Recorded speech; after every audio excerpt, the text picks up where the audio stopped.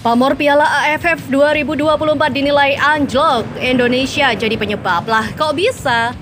Shin Taeyong siap panggil Jairo Redwall dan juga Tristan Goyer ke Timnas Indonesia. FIFA yakin Timnas Indonesia tembus Piala Dunia 2026. Begini analisanya. Yuk simak selengkapnya sebagai berikut.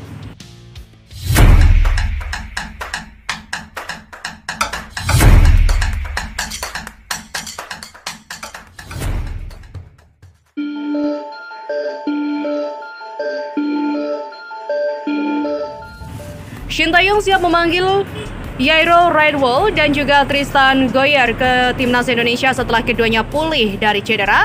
Dan sudah bukan rahasia umum jika Shin Taeyong tertarik kepada dua pemain berdarah Belanda Indonesia itu. Dalam wawancara dengan Yusa Nugraha medio Agustus 2024 lalu, Tristan Goyer mengaku sudah dihubungi PSSI. Sementara Jairo Redwall disebut Football Internasional sudah positif untuk gabung Timnas Indonesia. Lantas, kenapa proses naturalisasi keduanya belum dimulai PSSI? Disinyalir proses naturalisasi tertunda karena keduanya mengalami cedera. Sejak Agustus 2024 atau di awal musim ini, Tristan Goyer dipinjamkan Ajax Amsterdam ke PSV Zwolle mengalami cedera lutut. Biasanya pemain yang mengalami cedera lutut membutuhkan waktu 9 hingga 12 bulan untuk pulih. Namun kabar baik menimpa Timnas Indonesia.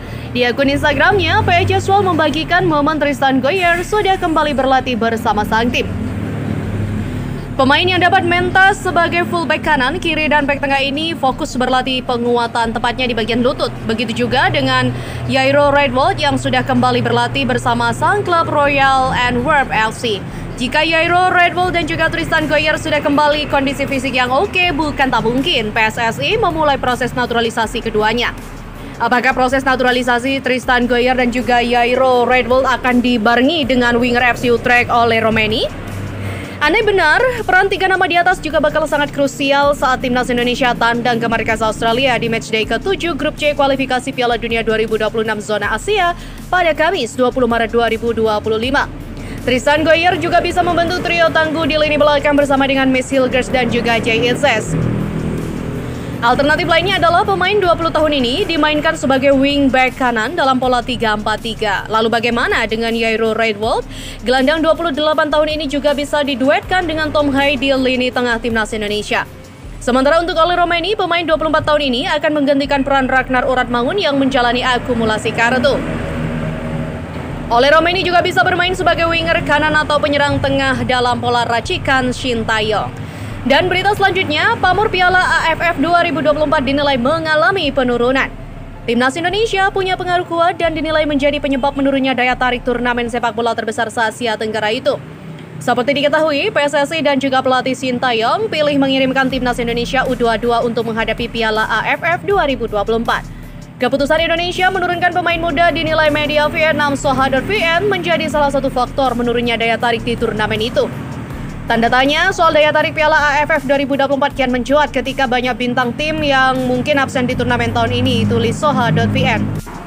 Soha memaparkan banyak pemain bintang dan juga senior yang kali ini tak dipanggil Shin Taeyong ke skuad Garuda, di mana Piala AFF yang pada tahun ini bernama Mitsubishi Electric Cup 2024 membagi tim-tim peserta ke dalam dua grup. Indonesia menghuni grup B bersama Vietnam, Filipina, Myanmar, dan juga Laos. Di mana perjuangan tim Garuda di fase ini juga akan dimulai pada 9 Desember dengan melawat ke markas Myanmar. Kemudian menjamu Laos pada 12 Desember, bertandang ke Vietnam pada 15 Desember, dan terakhir menjamu Filipina pada 21 Desember. Timnas Indonesia juga berencana menggunakan Stadion Manahan sebagai kandang selama penyisihan. Sementara untuk semifinal dan final kembali ke SUGBK Jakarta. Dan berita terakhir, Federasi Sepak Bola tertinggi dunia, FIFA yakin Timnas mampu tembus Piala Dunia 2026. Lewat ulasan khususnya, FIFA memberikan analisanya terkait peluang lolos tidaknya Timnas Indonesia ke Piala Dunia 2026. FIFA melihat kemenangan Timnas Indonesia atas Arab Saudi 2-0 di matchday ke-6 kualifikasi Piala Dunia 2026 Grup C zona Asia dapat menjadi momen kebangkitan. Sekaligus menjadi titik balik bagi Timnas usai mengalami 2 kali kekalahan beruntun saat melawat ke Cina 1-2 dan dari Jepang 0-4 saat Timnas menjadi tuan rumah.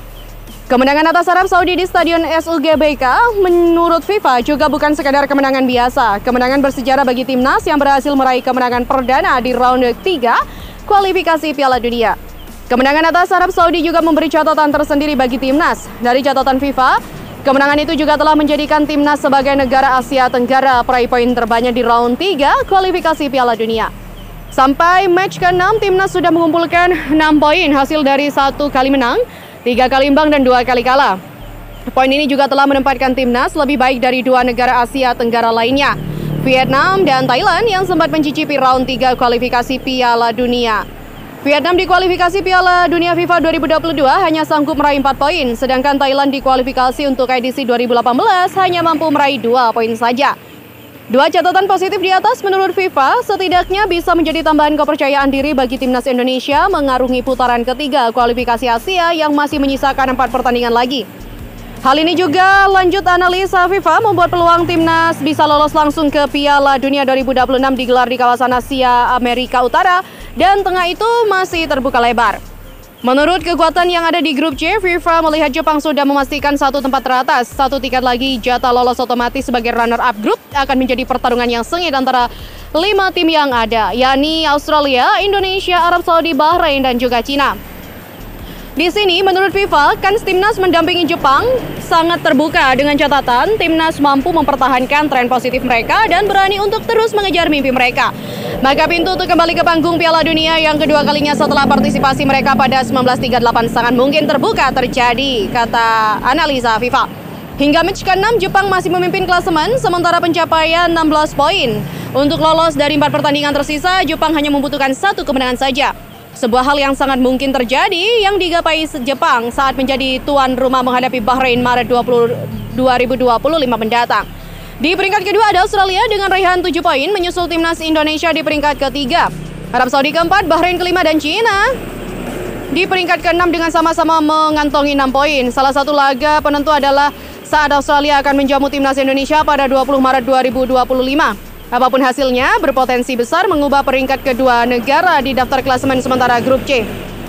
Syarat utama yang pasti dilakukan timnas agar lolos salah satunya adalah meraih poin maksimal saat bertandang ke kandang Australia tahun depan, serta memaksimalkan sisa laga khususnya saat menjadi tuan rumah saat menjamu Bahrain 25 Maret 2025 dan Cina pada 5 Juni 2025.